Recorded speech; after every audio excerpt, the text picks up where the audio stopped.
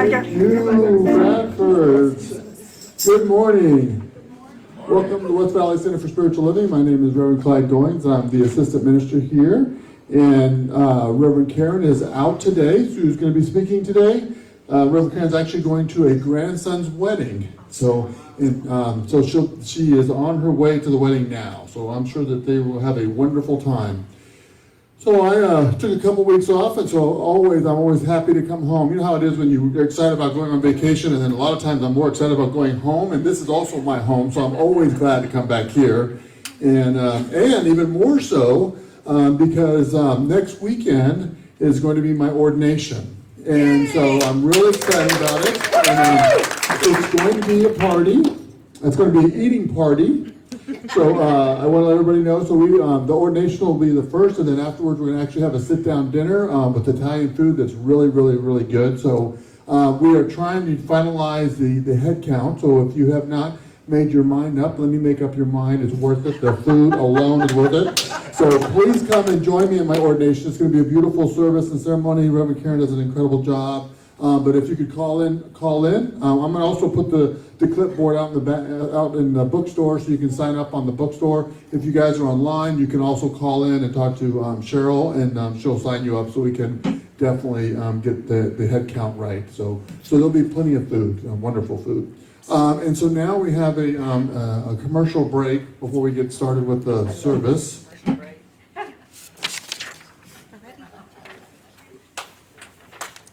This is my favorite point of the service, actually. I love the goddesses. Oh, we have a banana? We interrupt this service for a special message from your Gourmets for God goddesses. We're Chiquita Bananas, and we come to say, love Gourmets for God in a major way. Whether you bid today or take it home with you, you'll have a great old time with your favorite crew. That's right, I'm loving it. The bidding is on and the spots are flying. You won't believe the variety of events we have. 14 amazing events, virtual and in person. You'll be eating good in the neighborhood when you win a spot at Reverend Clyde's Fiesta Dinner or Sue Witter's Spaghetti Night. Tracy's Zuppa Toscana is good to the last drop. It is. And the fresh-baked bread and tantalizing conversation that comes with it is good. The bidding is ongoing after service in Patkey Hall. You can bid in person or by phone. See the newsletter or the Gourmet for God section at the website at www.wvcsl.com for more information on phone bids, the event listing, and weekly updates on the highest bidder. The best part of waking up is registering to bid and sup. Register to bid in person or by phone. Once you register and receive your bidder number and catalog, then it's up to you. Choose your events, check back next week, and be sure you don't get outbid. Check your calendars before placing your bids, and don't forget to bid separately for your spouse or friend. To join you, the limited numbers of spots for each event will go only to the highest individual bids. There are events for every budget. That's right, some spots starting as low as $10. Bidding ends on October 17th. That's next Sunday. So get over there after service or call us up on the special Gourmets for God hotline in your auction catalog and bid yourself silly. And don't forget to Eat, drink, love. Gourmets for God. It's the only fundraiser you can eat. And now we return to your regularly scheduled programming. Thank you, guys. I'm already hungry. All right, so we have the slideshow with all of our events that are coming up, but I wanted to let everybody know as well that Sue or Cheryl has actually printed out some information. We're not handing out bulletins currently, but we are having these information sheets available in the bookstore to let you know the events that are happening. So we're moving into our busy season right now, into the fall, so there's a lot of stuff that's going to be happening. So keep an eye on the slideshow, or also pick up on the bulletin information sheet, so that way you know what's going on and you can participate in it. So we come together every Sunday to remember our truth, that we're whole, perfect, and complete just the way we are. and we celebrate that oneness with each other and with the Bradfords as they sing their beautiful music. So as we simply settle into this service, we will start by saying our vision statement together.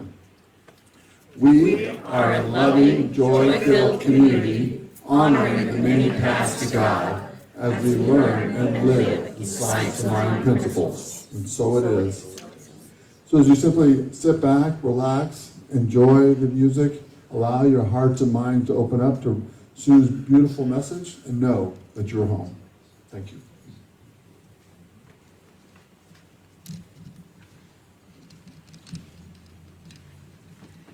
So just take a deep breath.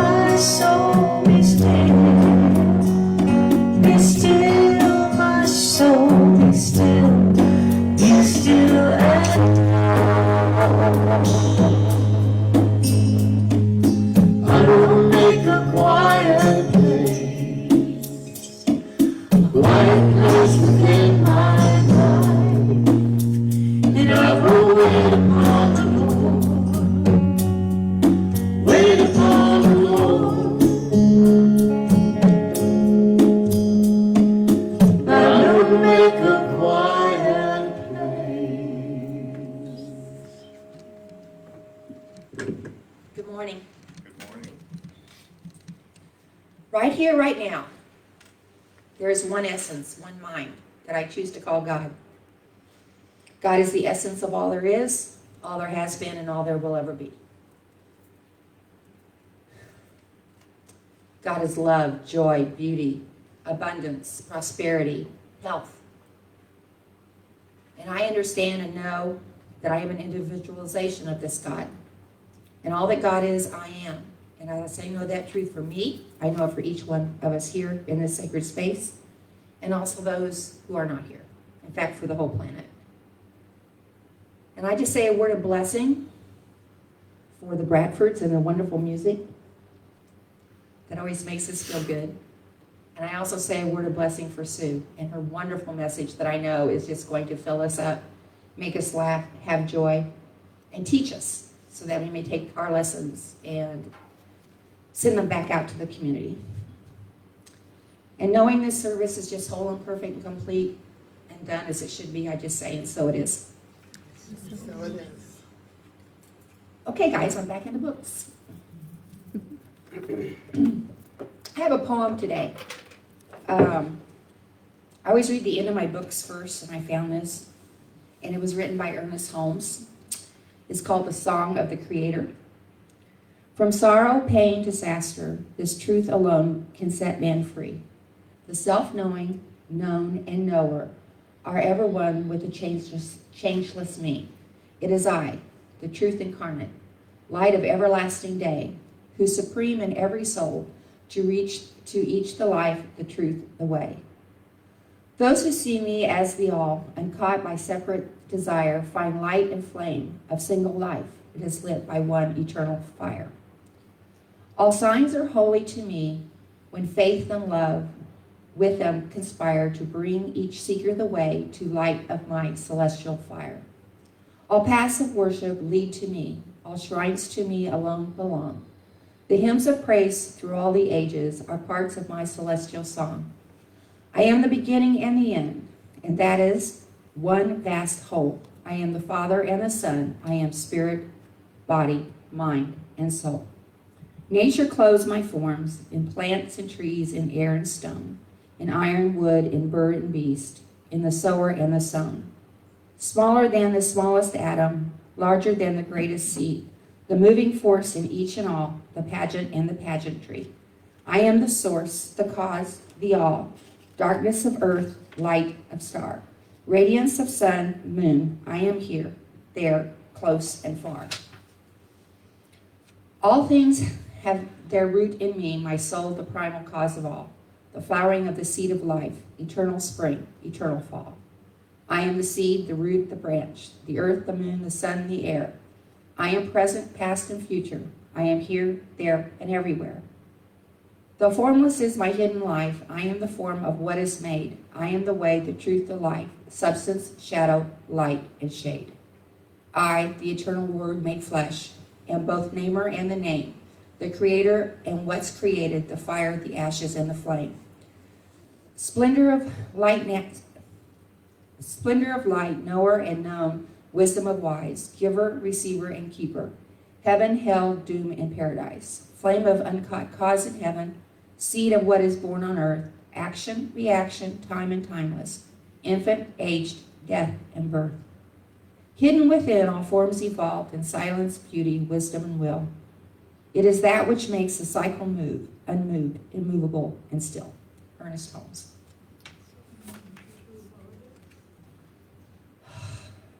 And so it is.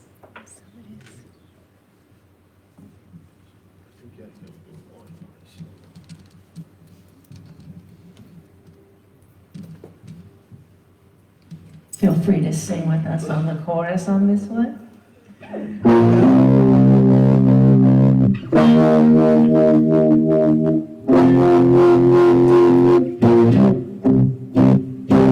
Ain't got no trouble in my life, no foolish dreams to make me cry. I'm never frightened or worried, I know I'll always get by. I heat up, I cool down, I got words in my head so I'll say them. When life hit me down, catch a hold of my blues and just play them. I got the music in me, I got the music in me, I got the music in me. Sing that with me.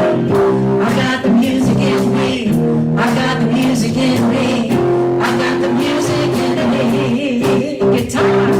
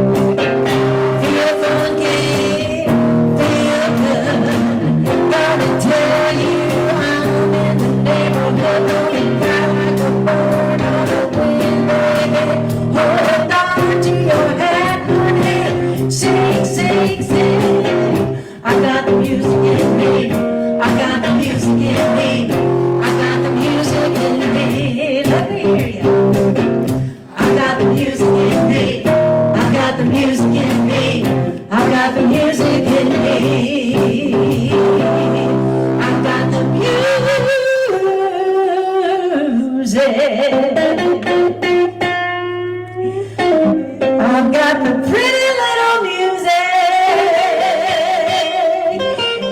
in me.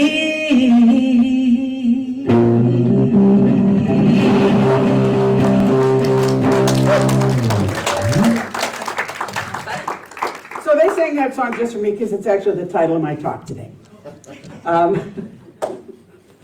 So, It's all your fault, really. it is all my fault. There are so many things that are all my fault. Just ask my sister. She will confirm that 100%. So, welcome everyone. Welcome to those of you who are here and those of you who are online. I'm Sue Witter. I'm one of the practitioners here and soon-to-be ministerial intern here. And Reverend Karen asked me to talk as she is off to Flagstaff or somewhere in that general north vicinity with her grandson as they're having an outdoor wedding today. So, I have had that song running through my head more than I can tell you lately. And my favorite version of it is actually by a TV show called The Sing-Off. And it's sort of like The Voice and America's Got Talent. It was all a cappella groups. And they would all have performances and then get voted out as the weeks went on. But as they came in, each group, they were singing, I Got the Music in Me. And for some reason, I stumbled onto it online, and it was like, it's in there now. So I might as well use it. Anyway, so. Thanks, Sue. I know. So this year, at the Centers for Spiritual Living, we have an annual theme every year. And this year, the theme is Timeless Wisdom and Evolutionary Vision. And I think it's an exquisite theme for us to have our focus this year, especially as we're really trying to come out of this sort of restricted space and move into a much bigger perspective of life. And so having that understanding that the wisdom of the divine is timeless. It is unstoppable. It is everywhere present. And our only job is to listen. And that's why we need to learn that we have the music in us. So the basic concept today is that the music really is that divine that dwells in us, that lives and moves and has its being in, through, and as each of us. That we are a living expression of the divine, and it's on us to remember that that's true. And how I kind of think of it is it's always present, it's unchangeable, it's unstoppable. Now I can do this, and I can't see you, but you're still there. You're still there. And so there are indeed times when I have turned away and I have purposely paid no attention. I would love to tell you that that's not true, but it is at times when I just say, or I have turned away inadvertently. But it's important to remember that essence of the divine that dwells in us cannot be shaken even when we turn away. It is always present. It is just like the songs that run through our head. I don't know about you, but I do have a jukebox in my mind, and sometimes I love it, and sometimes I hate it. So a few weeks ago in a Zoom meeting, for those of you who live your life on Zoom like I do, somebody's dog started to bark, as is often the case. And she said, excuse me, I just have to go let the dog out. And everyone on the call started to laugh. And I said, am I the only one going, who let the dogs out? Who let the dogs out? The whole, this is a serious meeting. This is a meeting at Sun Health, and we're talking about serious stuff, and we're all going, who let the dogs out? And then somebody did the most meaty thing. They said, that's not nearly as bad. I had Love Shack stuck in my head. I went, oh great, now I have Who Let the Dogs Out and Love Shack stuck in my head. Oh my God. Rusted. What? Rusted. That's right, but that's absolutely rusted. So the important thing about when something like that happens, and I think that's happened to most of us at some point in time or another, is that our thoughts are like that. There are times we lock and load on a thought that may or may not be supportive to us. We love it when we've locked and loaded on a thought that is good, that we like, that supports us, that helps us see life in a good way. But there are times when we are stuck in a rut. I did a talk at work, and we were talking about this very thing, that where your mind rests, where your mind dwells, literally now, science is catching up with us, with religion, where your mind dwells literally creates neural pathways. And they get stronger the more your thought dwells in that spot. And I found some pictures of the wagon trails, the Oregon Trail and the Mormon Trail, and the ruts are still visible. There have been no covered wagons in a very long time, but they're still visible. And so some of our thought patterns are like that. They're in those ruts that are really deep. And it is very easy for us to default back into them. So the important thing for me, probably the most important thing about this philosophy, I believe, is that we know the power of change. And we know the power of choice. That just because it's true in this moment does not mean it is always going to be true. And that each day I can make a new choice. So there's a quote from Ernest Holmes. He's talking about the one mind. He said, "There's no such thing as your mind, my mind, and God's mind. There is only mind," with capital M, he always puts it, "in which we all live, move, and have our being." And each of us is embodied with the qualities of God.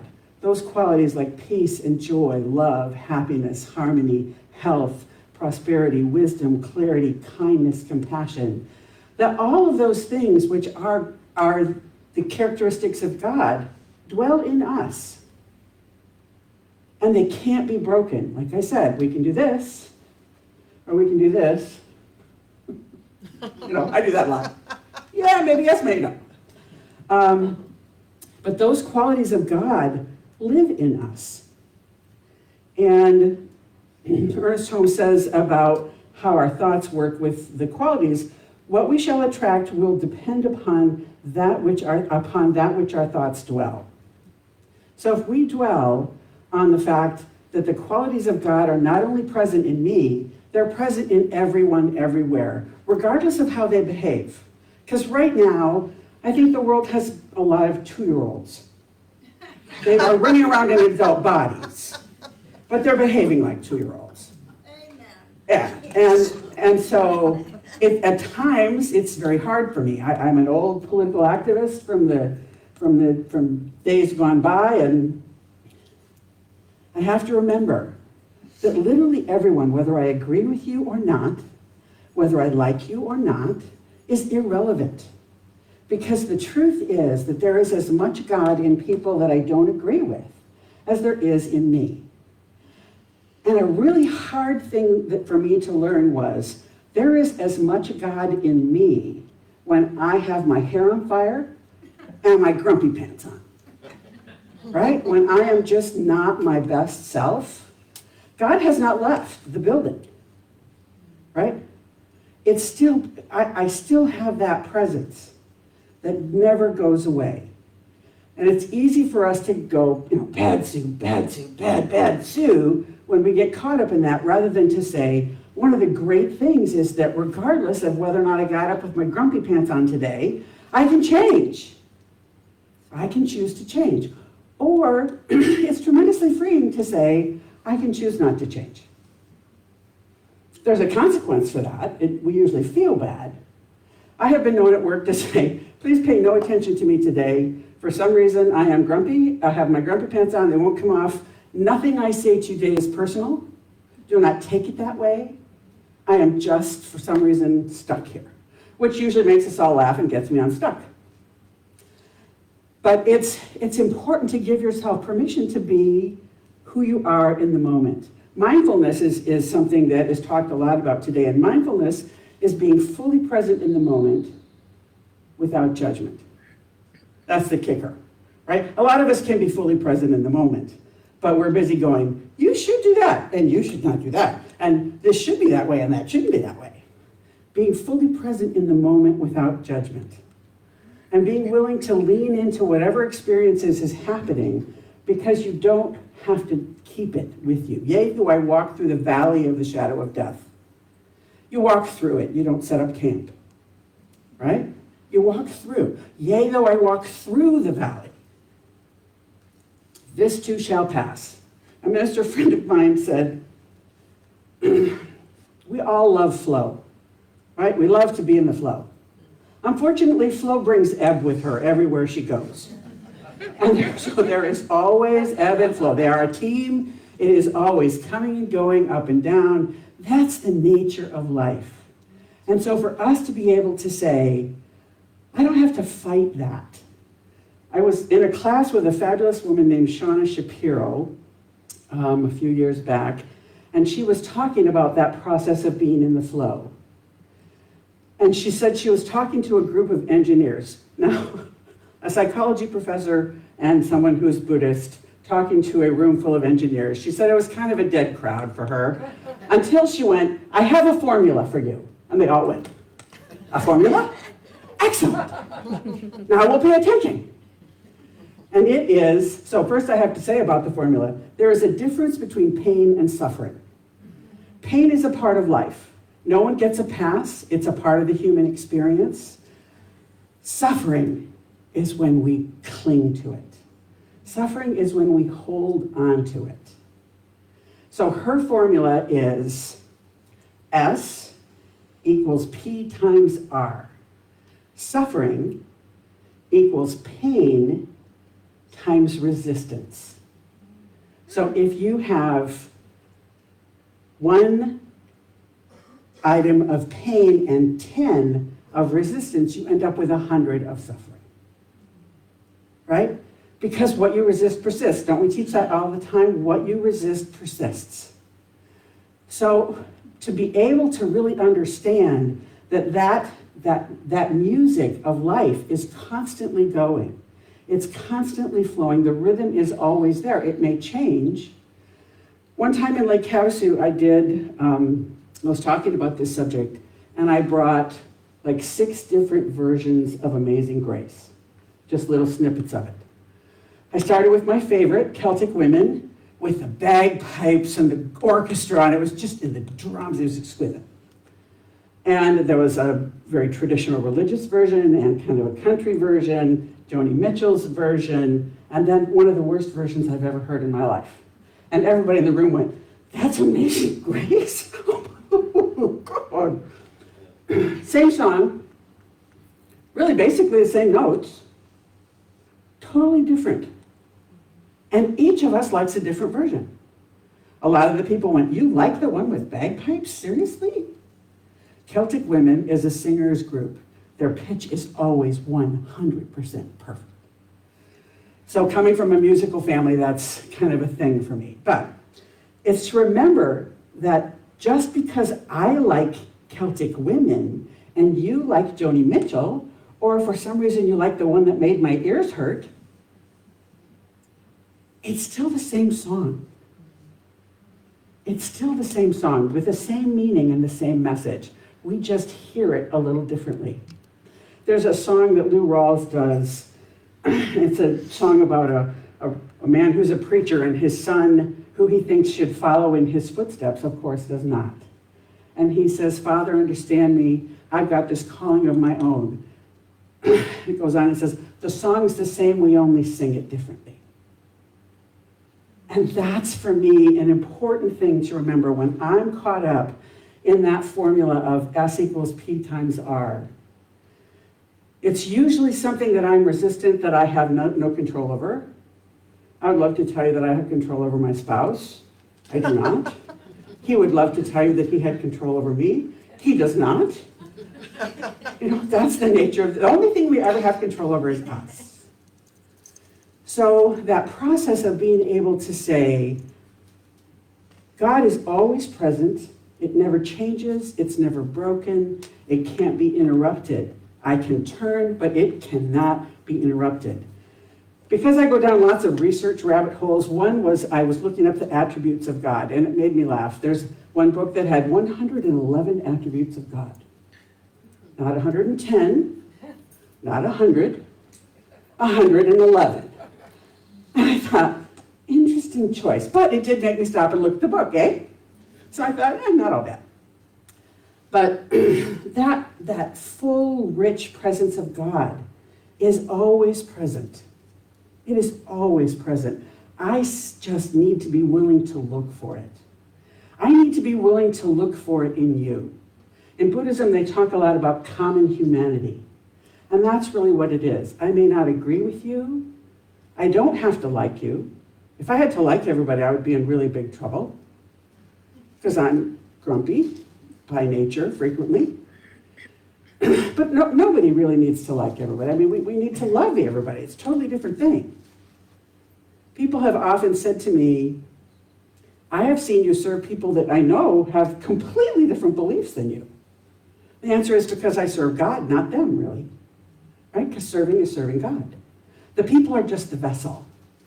So it's always important to remember to look at someone and say, the same qualities of God that I honor, that I love, that I'm so grateful for, are present in you, even if in this moment I'm having a hard time seeing them. But we are common in our humanity. Maya Angelou says we have more in common than we do apart. But it's easier to look at the things that we don't have in common. So if we look at, for me, I love the omnis, right? So God is omnipresent, everywhere present. And people say, well, how can I be everywhere present if I have the qualities of God? I'm finite and I can't be everywhere. How often have you thought about someone right before they call? How often have you been watching a news story and you could feel the suffering of someone whose home was destroyed by a tornado or a hurricane? Or you could feel the joy of someone even though they weren't near you, even though you didn't necessarily know them. You can be moved to tears over a news story or a book you read. That's because we are truly with each other energetically everywhere present. Omnipotent is one that people struggle with, but for me, the power that we have is the power of choice, the power to change. And if I understand that, there is nothing that can stop us. And omniscient is all-knowing, and we always have that still small voice, right? All of us do. Sometimes I want to say, could you turn up the volume? It's a little too quiet. I know you're trying to tell me something in there, not quite sure what it is. But that still small voice is always there. And sometimes if you ignore it, it does get louder. But when it gets louder like that, it's usually because it's giving you an opportunity to look at it that may or may not be fun, right? And if you don't listen, it gets a little louder. And if you don't listen, it gets a little louder. And so I found it easier to take that still small voice and pay attention before it begins to give you the opportunity to look for things differently. But the one we don't ever talk about is omnificent. And omnificent is always creating. And we are always creating. If we are created in the image and likeness of God, and God is always creating, in our philosophy, we talk about our thoughts create. And science has caught up. Like I said, they look at, let's see. There's the fire together, wire together. It's hard for a dyslexic woman to say. Fire together, wire together. So that the more you do something, the more powerful that connection. So we are always creating something, and we are completely at choice as to how we respond to life with the challenges and choices it gives us. You know, Buddhism talks about basic goodness. And that's something that has always drawn me to that philosophy.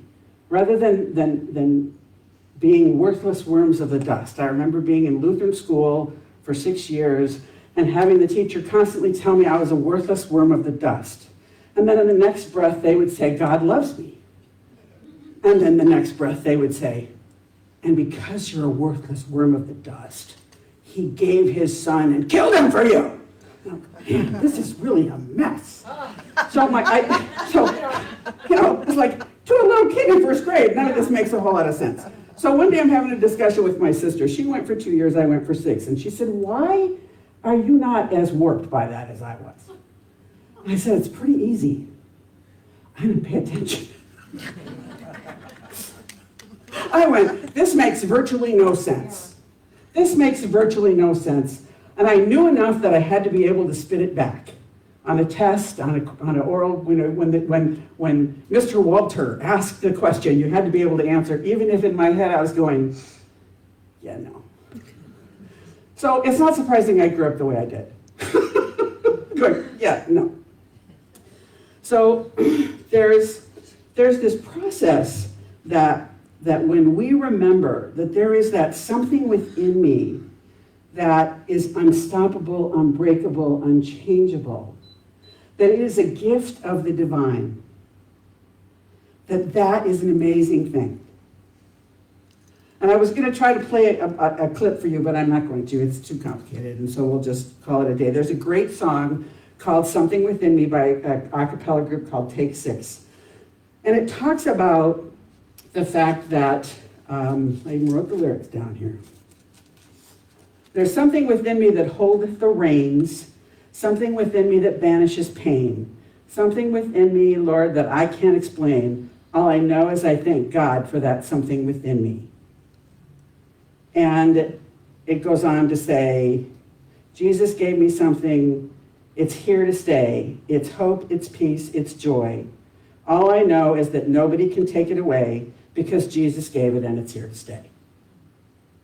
And it's a very upbeat song, and so there are often times this kind of thing I play in my car, and people look at me strangely because I'm singing and dancing at the stoplight, and I've had people look over at me and go, ooh, alrighty then. But I'm having a heck of a good time. So it really, for me, that's the message today, is that whatever it is that's constantly running through our head, we have the choice to change the jukebox.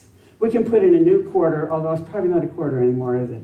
Or do jukebox even exist anymore? Yeah, you can put your credit card. Your credit card, absolutely. It's so much you have to put your credit card in. But you can always make a new choice. You can always play a new song. You can always choose a new thought. You can always choose to cue up whatever it is that works for you. So Ernest Holmes talks about having an atmosphere of thought. We dwell in an atmosphere of thought. In this philosophy, sometimes people will say something like, this is just killing me. And they go, cancel that thought. That's not true. Saying it once isn't going to make it happen. Ernest Holmes talks about it's the atmosphere of thought. How often do you say, this is killing me? If that's something that you utter a lot, that's a whole different story, right? The atmosphere of thought is the fire on the emotions that we have on what we think. Individual passing thoughts are just that. So it's about really saying, what is the atmosphere of my thought? What do I dwell on most? Do I dwell on bad me? Do I dwell on bad you? Do I dwell on bad them? Do I dwell on good me, good them, good you? Somewhere in between. Or something a little squirrel, shiny object. That can be true too, right? It's just kind of this ping pong in life. But whatever it is, know that where we hold most thought, that's what happens. So I took classes to teach Brene Brown's work. I love her work. And one of the exercises in the class, the question was, give me one song that would describe you. Anybody got one? Imagine. Imagine, very good. Anybody else? Come together. Come together? Depends on my mood. Shock, I know. There's a great song from The Greatest Showman called This Is Me. And it's about, this is me. Love me, it's the bearded lady who's singing it. And it's this group of misfits who are saying, I'm okay. Even as a misfit, I'm okay. And in my world, although I wasn't a bearded lady, I kind of didn't fit in. And so when I heard that song the first time, I went, oh yeah, I can get that one. And there's several songs from that movie that I think are really fabulous. But Brene Brown talks about having an anthem that you can have when you're down, whether you're down on yourself, whether you're whatever it may be. So I have a handful of them that it can be your go-to. So Karen and I were talking about this yesterday, and she made some comment about, I have the Gypsy Kings when I clean the house. And I went, that's good. Gives you the energy. And I was like, so use things to your advantage to find whether it's an anthem that says, I can play this piece of music and I can allow myself to be okay with just who I am, where I am, as I am. It could be a great song by Sandy Patty called Go Without Knowing. And it's about going without having to know what's going to happen because you trust God. So it's to allow yourself to find those things that will help you break that downward spiral, that will help you make a new choice, that will help you change. And in this quote, this last quote that I'm going to give you from Ernest Holmes, he says, we must unify ourselves with the great whole. The person who dares to fling their thought out into universal intelligence with the assurance of one that realizes the divine nature and its relation to the universe and dares to claim all there is will find an ever-creative good at hand to aid him. God will honor the request. And for me, I really find that to be an important thing, just to say, God really does want what's best for me. Now, the universe, on the other hand, isn't going to say no.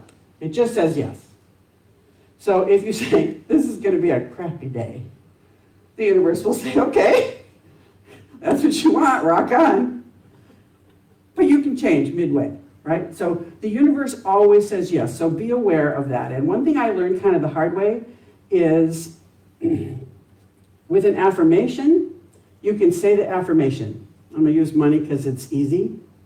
I am abundant. I have everything I need to have everything I want. And the voice goes, and have you looked at your checkbook lately? I don't think so.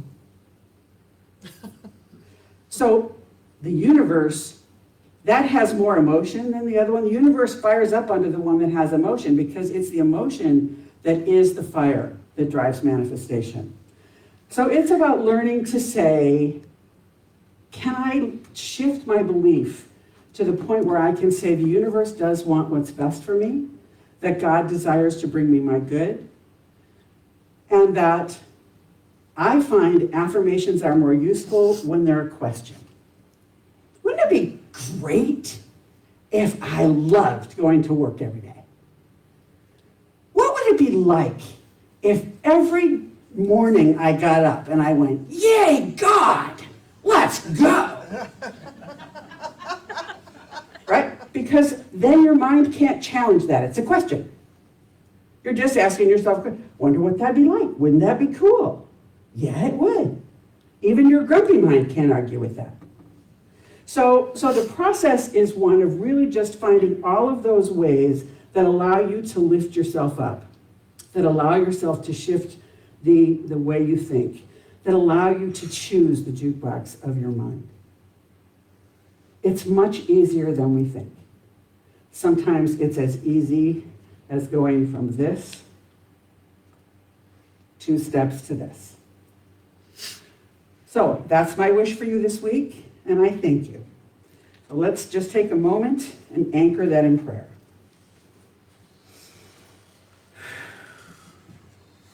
So right here, right now, in the presence and the activity of Spirit, of God, of the divine, of wisdom, of peace and joy, clarity, understanding, kindness, compassion, and so much more.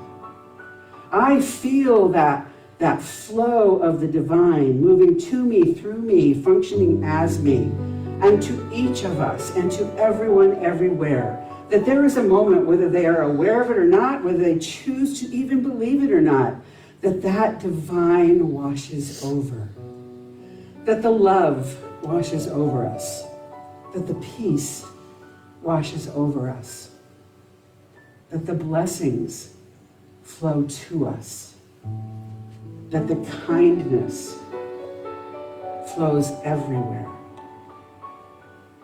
I know that those qualities of the divine indeed are everywhere present. They are unstoppable and unshakable. They are unbreakable. And I give thanks for knowing that this beautiful wisdom that we study here allows us to see that God is always present. God is always present, regardless of how it looks. God is there. Regardless of how we feel, God is there. And that even at times when we're not making conscious choices, God is there. And our only job is to stop, to look, to listen, to be willing to make a new choice, to be willing to let go of resistance. For sometimes resistance for good is sometimes strangely hard to let go of. So I know that as we go forward this week, we do so with this sense of excitement and enthusiasm and expectancy of good, expectancy that this presence of God, this unshakable expression of who we are, is indeed that which is in charge. In charge of every thought, in charge of every word, in charge of every deed, in charge of everything everywhere. And that we simply relax into the flow, knowing that as we do so, the path is made clear.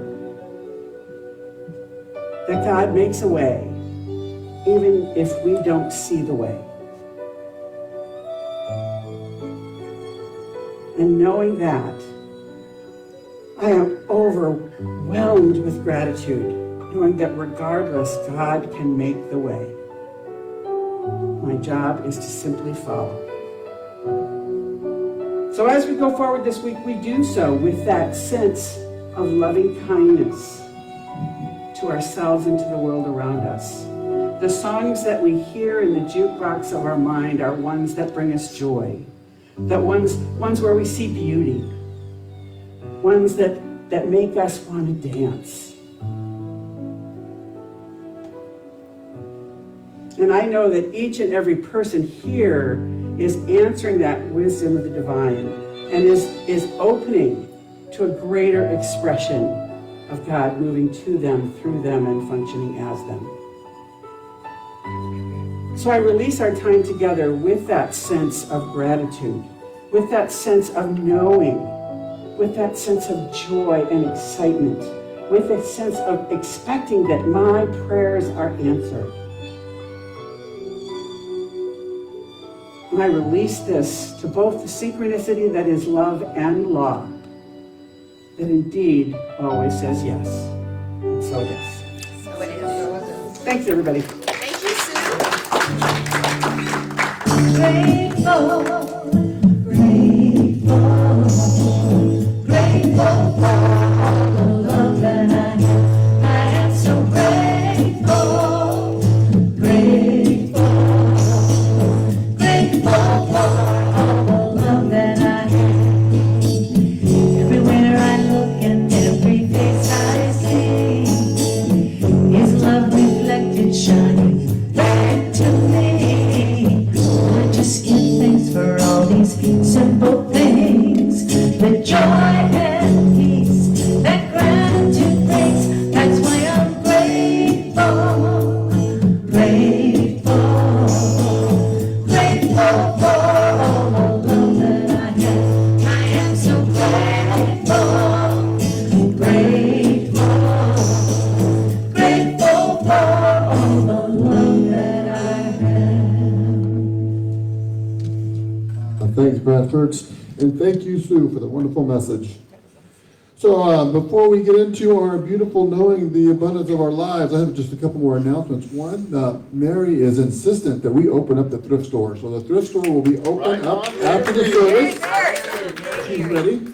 And so you can see we are continuing to unfold and reopen and come back alive as a community. And so I just want to throw one more plug out there is that I think it's time to start, and I talked to Karen about this, just so you know, so I got the approval. But, I think it's time for us to start, having some little fellowship. So we're looking for some people that would be interested in being like kitchen angels to help us set up some coffee and some simple stuff. And I know it'll unfold on its own. So if you're interested in doing that, so we can start beginning to have a little bit more fellowship after service, that would be wonderful. So we are continuing to unfold, and so now is the time to celebrate the abundance of our lives and the abundance of our community, knowing that we are always supported every step of the way. So let's say our joyous giving together. I live in a consciousness of good. Divine love blesses and multiplies all that I am, all that I have, all that I give, and all that I receive. Thank you, God, and so it is.